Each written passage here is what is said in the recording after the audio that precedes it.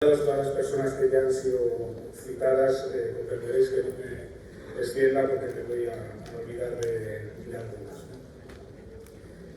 ¿no? Digo que no es sencillo intervenir en un momento donde, bueno, yo creo que se desbordan un poco los sentimientos y la sensación de gratitud y sobre todo la sensación de orgullo de organización, por el nivel de cohesión, de fortaleza interna y de saber hacer las cosas en las coyunturas más difíciles. Quiero hacer algunos reconocimientos de forma breve, porque su última intervención Fernando ya lo ha hecho de alguna manera, pero no me resisto a poner aquí en valor el trabajo logístico que se ha hecho para poder organizar este congreso. Era la primera vez que vivía la organización de un congreso estatal, confederado, de esta dimensión, y no os podéis ni imaginar el lío que es montar esto y que todo esto salga bien y que no se note lo lioso que es montarlo. Y quiero agradecer sobre todo a los equipos y a la gente que nadie les ve, casi nadie les ve, particularmente a los equipos de organización, de comunicación, al equipo informático, insisto, a todas las personas que habéis contribuido a que esto salga tan estupendamente como ha salido.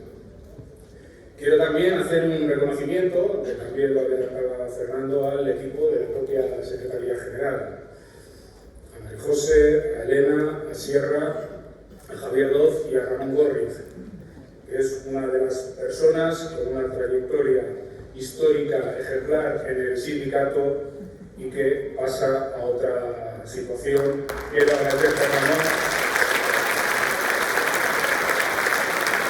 No ya estos 4 años, sino su trayectoria en la organización.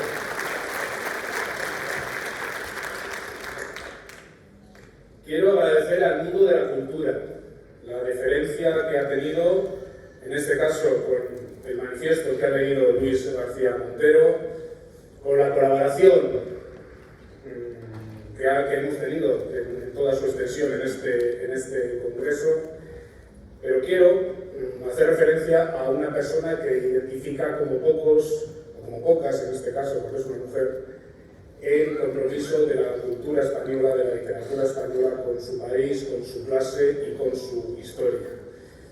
Aprovechando que está aquí Luis García Montero, llévate un aplauso de este congreso para el buen Hernández.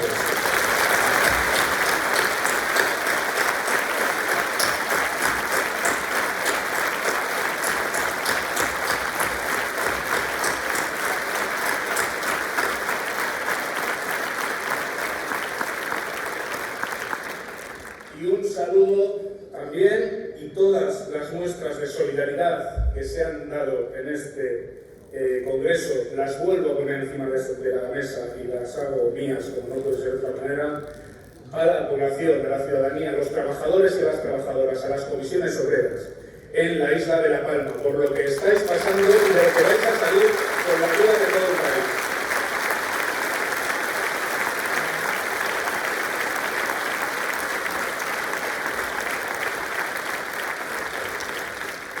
Hace 4 años se producía un relevo en la Secretaría General de Comisiones Obreras que era, evidentemente, muy significativo en el sentido que el máximo cargo de la Secretaría General tenía ese cambio generacional muy importante, ¿no? Con el paso atrás que daba un compañero de la solvencia y de la firmeza sindical, Ignacio Fernández Pozo,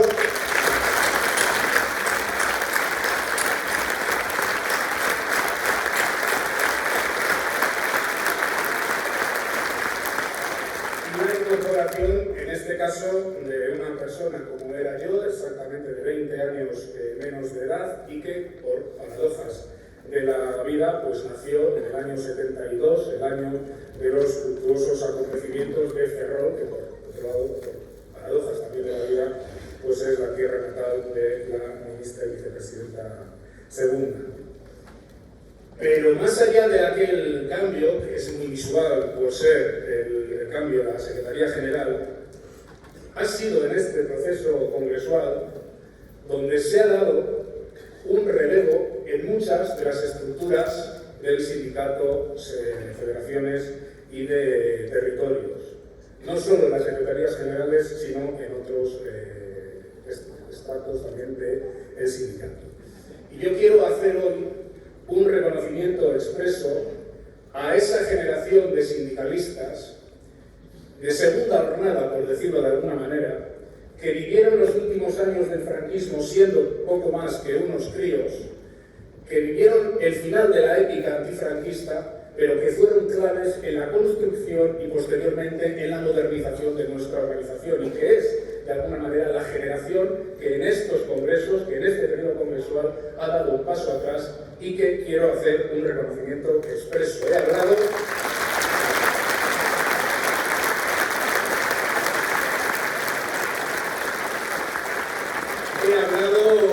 en el final de la intervención de resumen de ayer, hice alguna referencia a algunos compañeros de los que abandonan la comisión ejecutiva, pero no me olvido de los compañeros y compañeras que han abandonado otras organizaciones en este periodo y que también merecen el homenaje de este congreso: Pepe Fernández, Jaime Cedrún, Carlos Sánchez, Ramón Sarmiento, Antonio Cabrera, Julián Gutiérrez, Arturo León. Un aplauso de este congreso federal de Comisión Federal.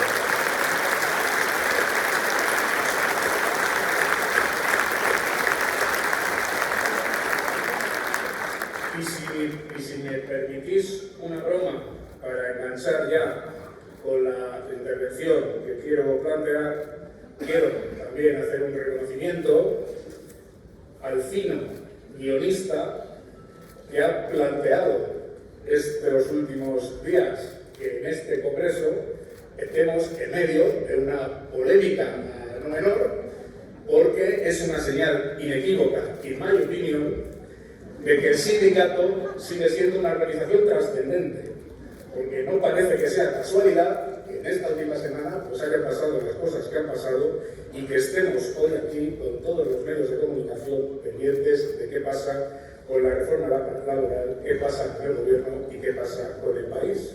Entonces, quien sea, pues nos estará viendo, es un saludo.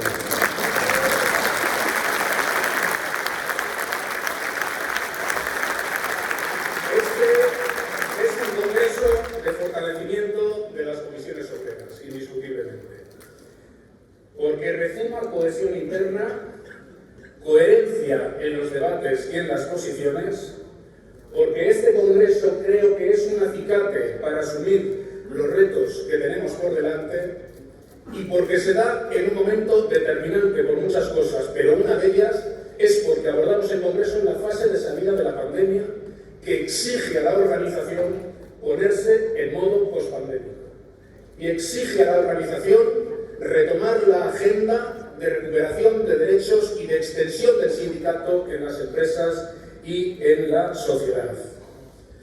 Es determinante también porque nuestro país, como otros, se encuentra en una encrucijada, opino, de dimensión prácticamente histórica.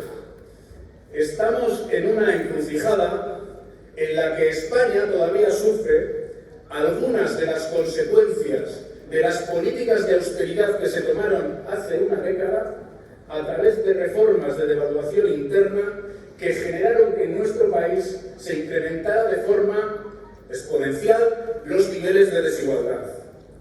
Que en nuestro país se diera una situación de pérdida de expectativas de vida y de pérdida de situación material para millones de trabajadores y trabajadoras. Que de alguna manera las consecuencias de esa crisis y de cómo se gestó estaban lejos de ser superadas en la sociedad española cuando sobrevino la pandemia y cuando sobrevino la crisis económica asociada a la pandemia. Y este es el segundo elemento que enreda esa encrucijada que vive España y que viven otros países.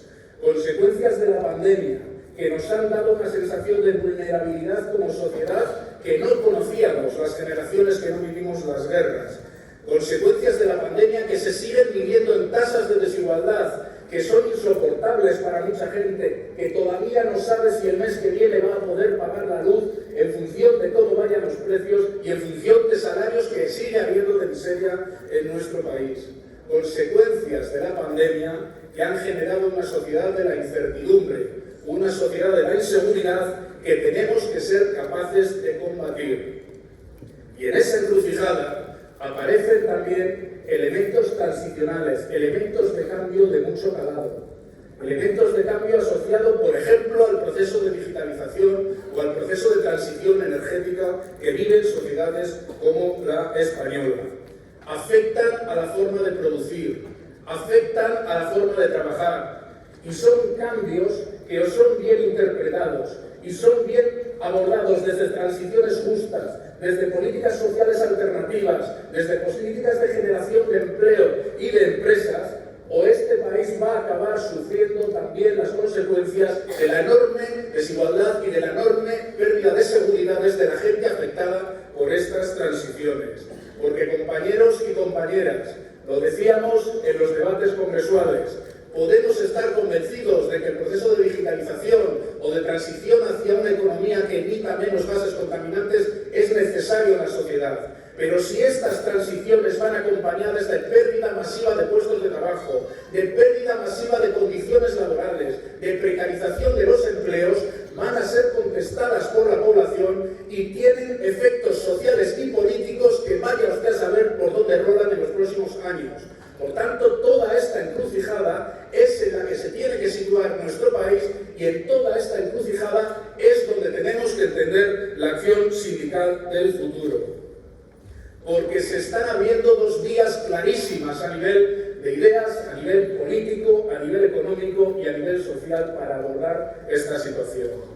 Dos vías de las que también hemos hablado en este congreso.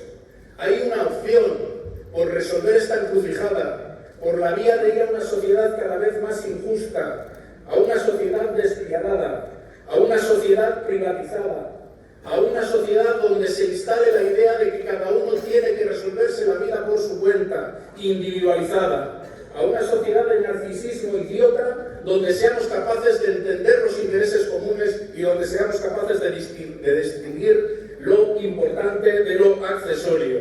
Esa opción de despiadada existe y se ve todos los días en determinados posicionamientos económicos y políticos, no solo en España, sino también en otros países.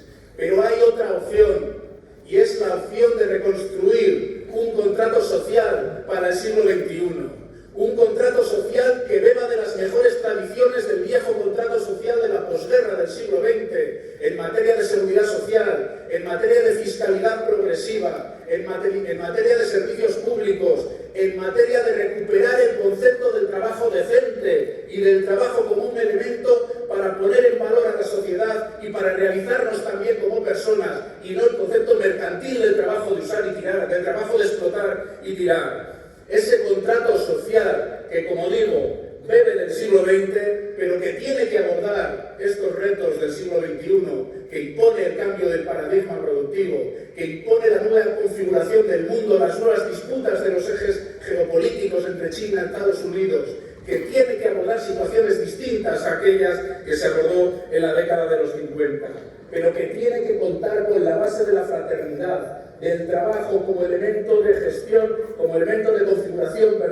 de configuración política, de configuración de conciencia política para las mayorías sociales. Esto es de fondo lo que está en juego, compañeros y compañeras, aunque a veces se disfrace de ruido político, en la conflagración política que se está dando en muchos países de Europa y de fuera de Europa. Y todo el mundo aquí está tomando posiciones. Y no es ninguna casualidad lo que está ocurriendo en las distintas expresiones de la derecha o del centro derecha o del populismo de extrema derecha o del neofascismo que habita ahora mismo en el mundo. Hay una parte, esas familias liberal conservadoras, que están lejos de renunciar a los dogmas del neoliberalismo, que están lejos de renunciar o están lejos de admitir la catástrofe que fueron las políticas de austeridad, que están lejos de admitir que sin ese contrato social el mundo mundo, la sociedad, la economía, no solo es más injusta, sino que también es más ineficaz. Están lejos de admitir su derrota ideológica porque no se mueven por ideas, sino por intereses. Y van a replantear una sociedad despiadada, y lo estáis viendo, por ejemplo, en la Comunidad de Madrid, y no se les va a mover un pelo. Y de la misma manera que ese neoliberalismo pospandémico se quiere abrir paso, se van abriendo paso simultáneamente las opciones abiertamente reaccionarias. No pasa porque sí que se normalice el neofascismo español de un día para otro, desde que sacaron los diputados en las elecciones andaluzas. Saben perfectamente que para configurar mayorías que avancen en esa sociedad privatizada y despiadada, no se puede prescindir, o no quieren prescindir, mejor dicho, de las políticas de señalamiento, de las políticas del odio, de las políticas que dicen que el problema de tu contrato temporal, que el problema de tu falta de expectativas sobre si vas a poder pagar el alquiler o la luz, no es de un sistema económico injusto, sino que es de uno que es más oscuro que tú, o que es de una mujer feminista empoderada que ha dicho que por aquí no, o que es de una persona migrante, aunque no sea de otro color, o que es directamente del pobre. Esa política de señalamiento, de chivos expiatorios que decía antes la ministra, que en efecto es el sustento, que se basa en el miedo, en la seguridad, y es el sustento del odio y de la política de reacción.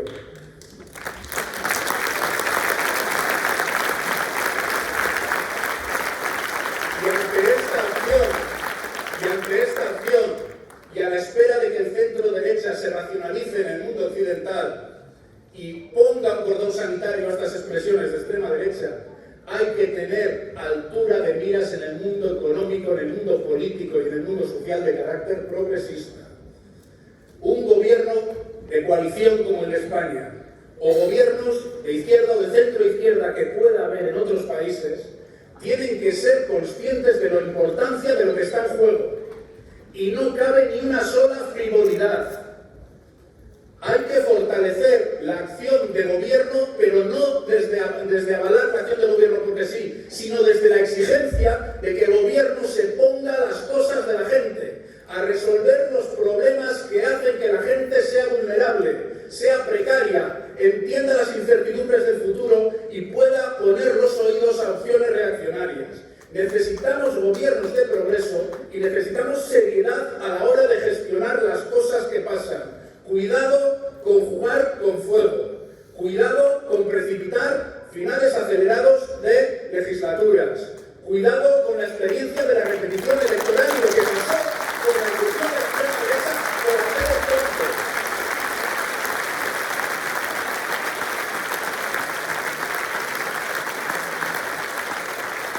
Pedimos, por tanto, a los partidos que configuran el gobierno de España y también a los partidos que dan cobertura a esa mayoría progresista que existen en las Cortes Generales, prudencia, prudencia, tranquilidad, que hay más días que longanizas, pero acción, pero medidas concretas, pero pasar, como decíamos, el 10 de febrero del año 2018, la caja mágica, o 19, no recuerdo bien, en efecto, pasar de las palabras a los hechos. Pasar de la retórica a las políticas del comer. Dejarse de pugnas de relatos, porque los relatos entre responsables políticos a la gente que no llega a fin de mes le entran por un oído, le salen por el otro, le cabrean y le meten incluso de avalar políticas contrarias a sus intereses objetivos. Por tanto, prudencia, tino y acción, compañeros y compañeras.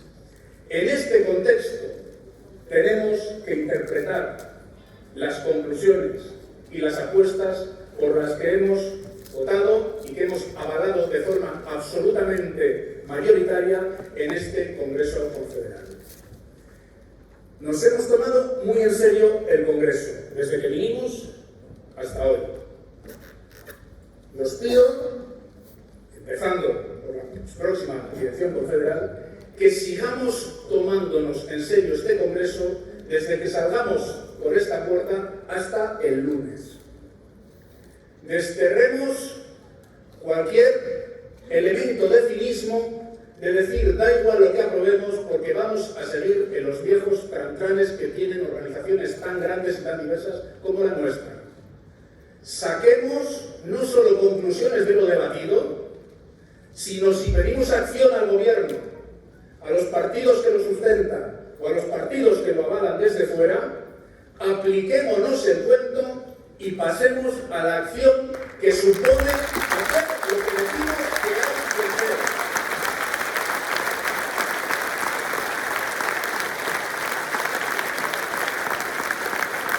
Porque la influencia del sindicato, el hecho de que casualmente hoy aquí hayan, aparecido todas estas controversias justo hoy, la influencia del sindicato, la capacidad de negociación del sindicato, la capacidad de condicionar realmente las políticas del sindicato, dependen fundamentalmente de algo tan viejo como la correlación de fuerzas.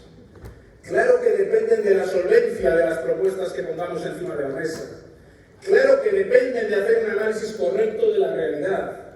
Pero me lo habéis oído decir muchas veces, esto no va de tener razón, esto va de tener poder. Y el sindicato tiene que ganarse el poder por la credibilidad, sí, pero sobre todo por la vía de organizar a la clase, de hacer los puentes allí donde todavía no podemos estar.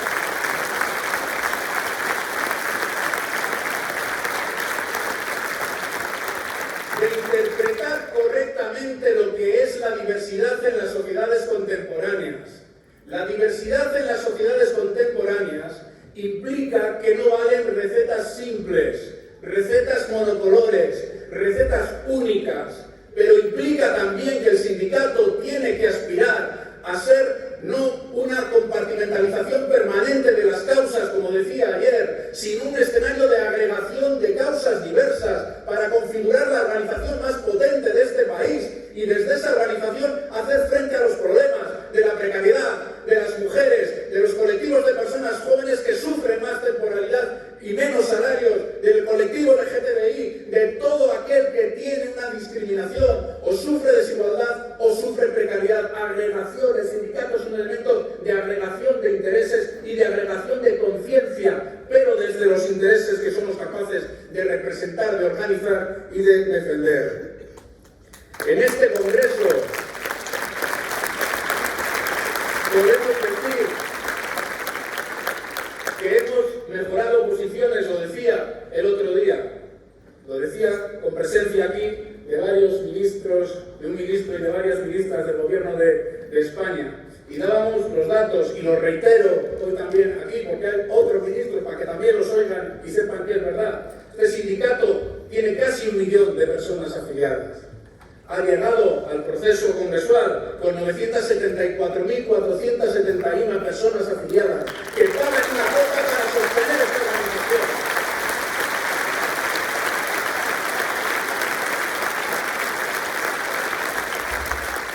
Y de las cuales el 46% son mujeres, con un incremento que ha triplicado el ritmo del incremento de la afiliación de hombres. Las compañeras que se han incorporado a comisiones obreras son las que explican el crecimiento neto de afiliación en estos 4 años y medio.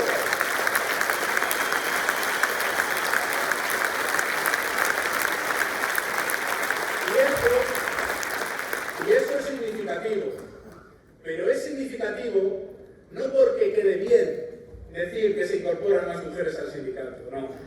Es significativo porque si las mujeres siguen siendo particularmente discriminadas todavía en el mundo del trabajo, si siguen ocupando porcentualmente más puestos de trabajo en peores condiciones, en sectores más precarizados, en situaciones de mayores incertidumbres, y estas personas recurren más al sindicato, es señal de que el sindicato está haciendo también algo bien. No es solo por poner un lazo morado a los datos de afiliación, es porque explica que la gente más precaria, si se hacen las cosas bien, es capaz de entender la utilidad de las comisiones obreras.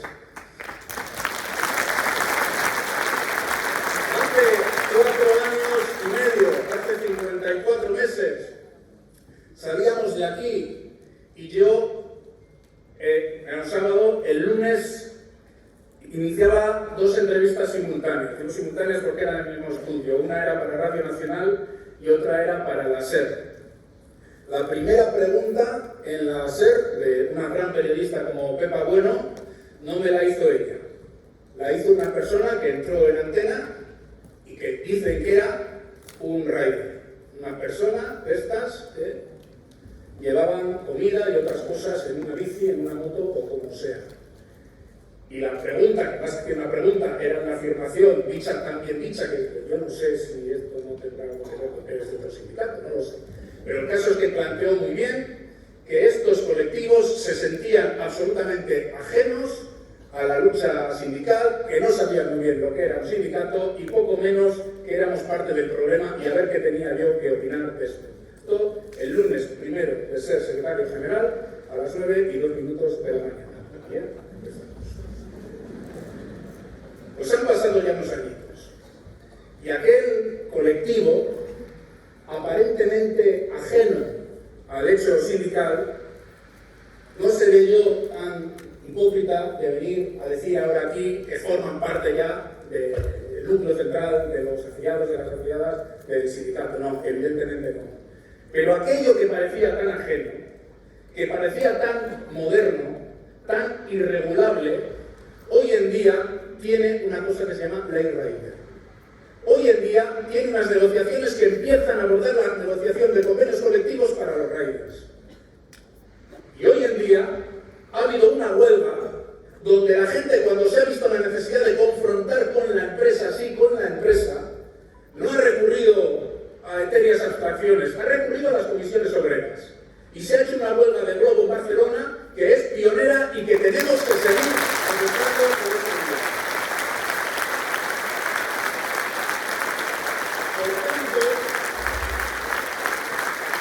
Por tanto, no hay terrenos vedados a la organización sindical, no los hay.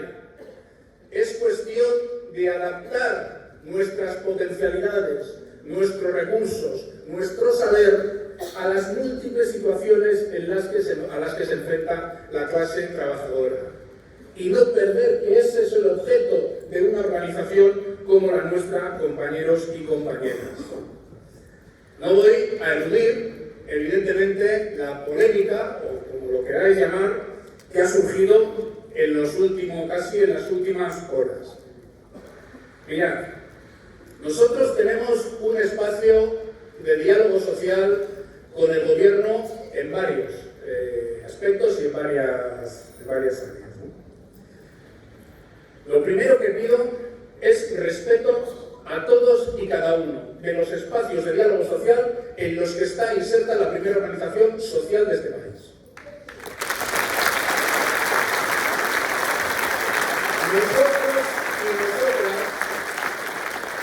Nosotras y nosotros queremos que el gobierno tenga posiciones colegiadas, claro que sí. Nosotros y nosotras queremos fiabilidad, lógicamente, cuando una posición del gobierno o de la patronal o de los sindicatos se refleja en una mesa, lógicamente queremos fiabilidad en esa posición. Pero lo que no se puede decir en este país es que la reforma laboral está en una fase de negociación preliminar.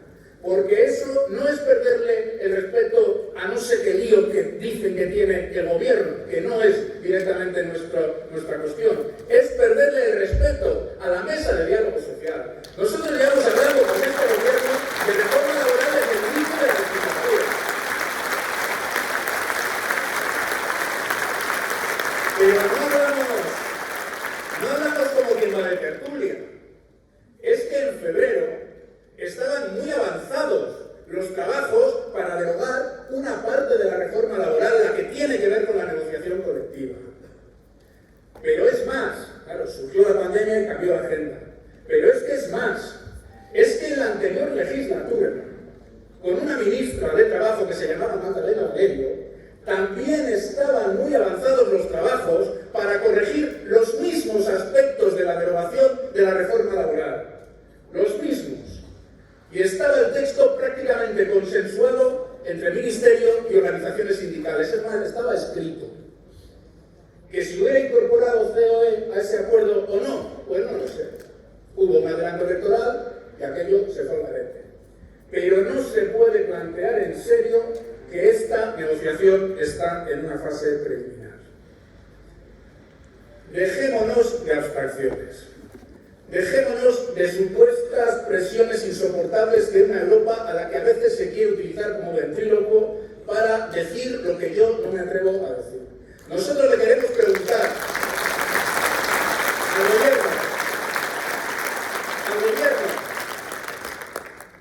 gobierno, llegado el caso por su presidente del gobierno,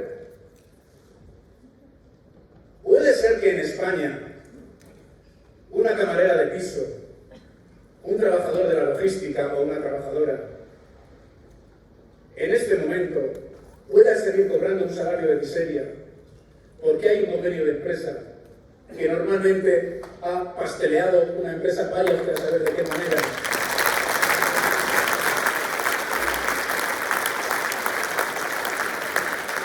Y haga que estas personas, que estas compañeras, porque casi todas son mujeres, estén haciendo veintitantas habitaciones de un hotel por un salario casi de supervivencia, con las manos hechas un dios, con lesiones en las espaldas, con un nivel altísimo de automedicación.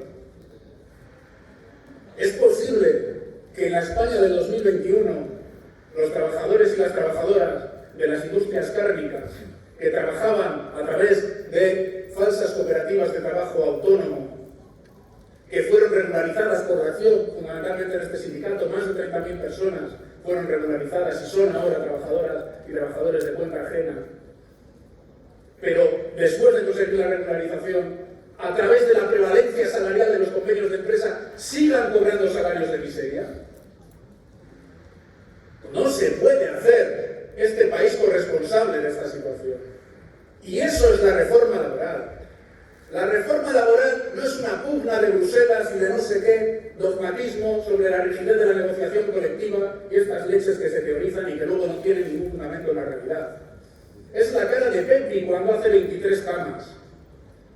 Es la cara de Hassan cuando después de realizar su regularización en una cooperativa, en una antigua cooperativa, se encuentra con que tampoco puede mejorar sus condiciones de salario porque está cobrando poco más del SMI.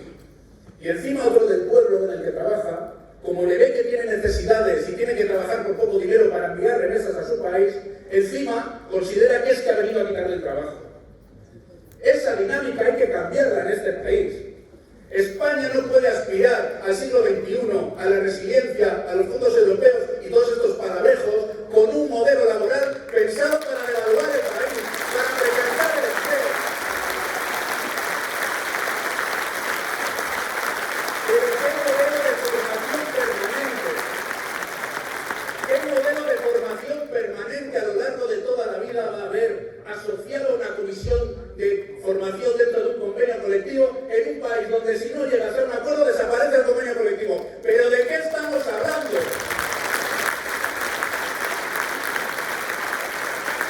Tenemos que vertebrar la negociación colectiva. Necesitamos derechos colectivos. Necesitamos recuperar los lazos de solidaridad entre la clase trabajadora a través de la negociación colectiva. También, compañeros y compañeras.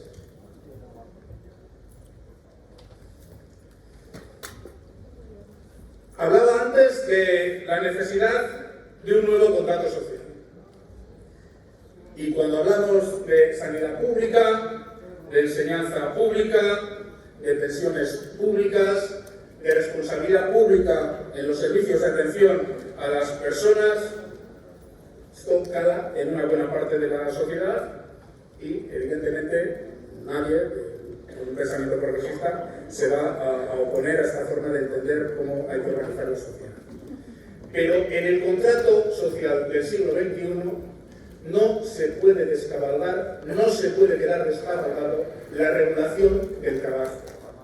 No se puede minusvalorar el papel del trabajo de los trabajadores y las trabajadoras a la hora de configurar ese contrato social. Es un error económico, es un error de justicia social y es un enorme error político. Porque las sociedades despiadadas se construyen de individuos aislados, cuyos temores no se socializan, no pueden ser puestos en común, no pueden ser hermanados con otros compañeros y otras compañeras. ¿Os pensáis que hay alguna casualidad en que en aquellos sectores más sindicalizados, por ejemplo en Estados Unidos, en su día el voto a Trump era notablemente inferior que en sectores o en empresas donde trabajando en los mismos sectores y en situaciones muy parecidas, la desindustrialización, por ejemplo, provocaba el voto a la extrema derecha? No es casualidad, es porque la organización colectiva de los trabajadores y trabajadoras es un factor sociopolítico de primer orden. Y las políticas progresistas del futuro no pueden aspirar solo a una gestión más o menos tecnocrática o más o menos progresista de las cosas. Tienen que aspirar a transformar la sociedad. A transformar la sociedad transformando sus instituciones.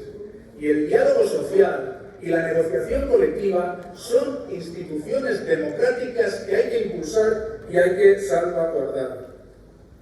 Compañeros y compañeras, para todo esto y en toda esta configuración es para lo que las comisiones obreras reflexionan colectivamente y hacen sus congresos. Las personas que ocupamos eventualmente los puestos de responsabilidad no somos más que elementos de paso para interpretar de forma colectiva, de forma compartida, los retos que tiene nuestra gente y los retos que tiene nuestra clase. Somos gentes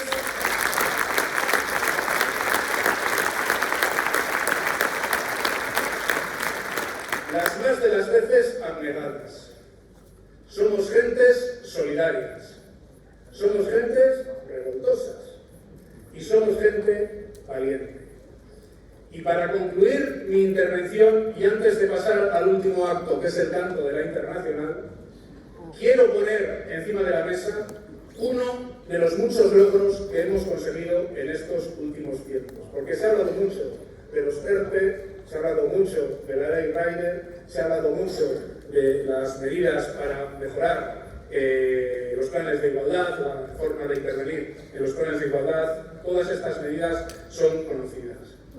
Pero se ha hablado menos, fuera del ámbito estrictamente sindical, de la derogación del artículo 315.3 del Código Penal.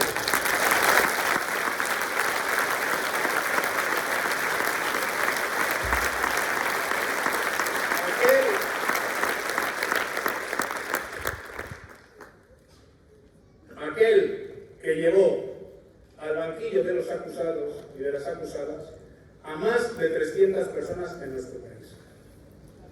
Y llevó a sufrir penas de cárcel a unas cuantas personas en nuestro país. Luego se ejecutaron o se dejaron de ejecutar.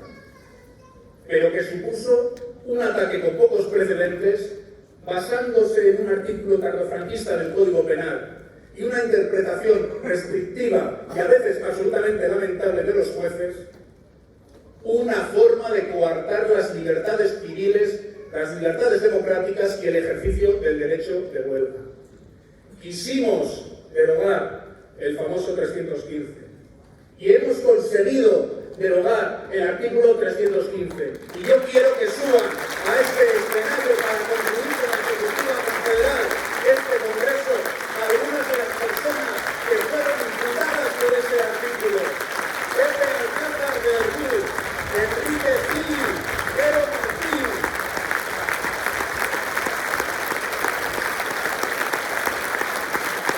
Quiero que suban a este escenario Gonzalo Fuentes, Roma, que tiene una manipulación de los del Estado aquí, que suba al escenario compañera Roma, compañero Gonzalo.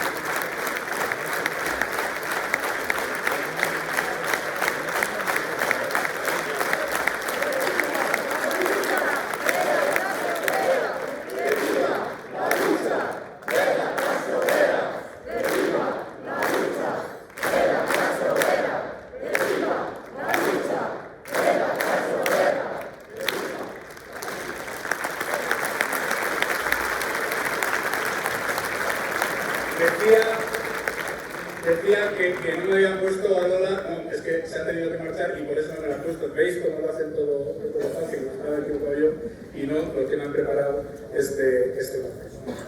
Este es el orgullo de las comisiones obreras. Esta es la primera organización, no solo sindical, sino social y de cualquier tipo que existe en España. Esta es la organización que, como dice Enrique Juliana, es la creación más genuina o reacción al franquismo que se generó en España durante la dictadura. Esta es la organización de los héroes de la resistencia contra el fascismo. Pero a la vez esta es la organización que supo leer cuáles eran las prioridades en la transición española. Esta es la organización que supo interpretar que los derechos laborales eran indisociables de las libertades, de los derechos sindicales, de los derechos de huelga o de los derechos de manifestación. Esta es la organización que tuvo que hacer frente a las distintas crisis industriales y a las distintas crisis que ha vivido nuestro país. Y esta es la organización que ha tenido que sufrir, como tantas instancias de mediación democrática, el ataque sin cuartel en la campaña de descrédito que se hizo hace unos años en España. Y esta es la organización con la que nadie ha podido. Y esta es la organización con la que nadie va a poder.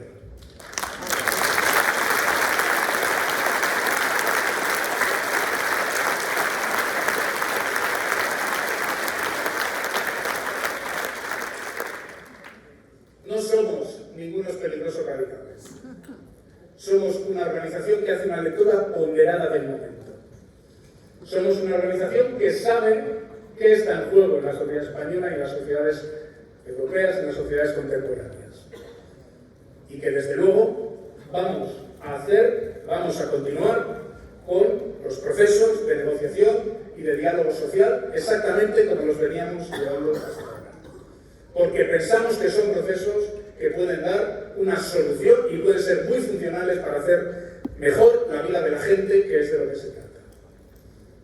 Pero también decimos que somos una organización que si hay un bloqueo premeditado a las reformas de las que estamos hablando, de forma compartida con la Unión General de Trabajadores, vamos a ir a un proceso de movilización porque no vamos a tolerar que se bloqueen las reformas por las que venimos trabajando desde hace mucho tiempo. Y no nos gusta amenazar sin ton ni son. Y queremos dar pábulo a las interpretaciones más sofisticadas de lo que pueda estar pasando. Pero insisto, voluntad de diálogo toda, voluntad de negociación toda, determinación para hacer cumplir los compromisos que este gobierno, que estas organizaciones empresariales tienen con este país, también toda. Y es reforma laboral, y es reforma de pensiones, y es salario mínimo interprofesional, que por cierto ya introdujimos los 1.000 euros en los salarios mínimos de convenio para el año 2020, porque es que parece que estamos aquí reinventando el mundo de repente. Voluntad toda de negociar, voluntad toda de acordar, pero el escenario de la movilización, si no, no va a ser descartable. Y como compañeros de UGT, insisto, no vamos a permitir que se quede en agua de borrajas las negociaciones que hemos venido manteniendo hasta ahora. Compañeros y compañeras, sé que tenéis que volver a vuestros territorios. Sé que ahora algunas tenéis un largo viaje y no me voy a alargar más. Solo decir que es un enorme orgullo personal y sindical poder representaros.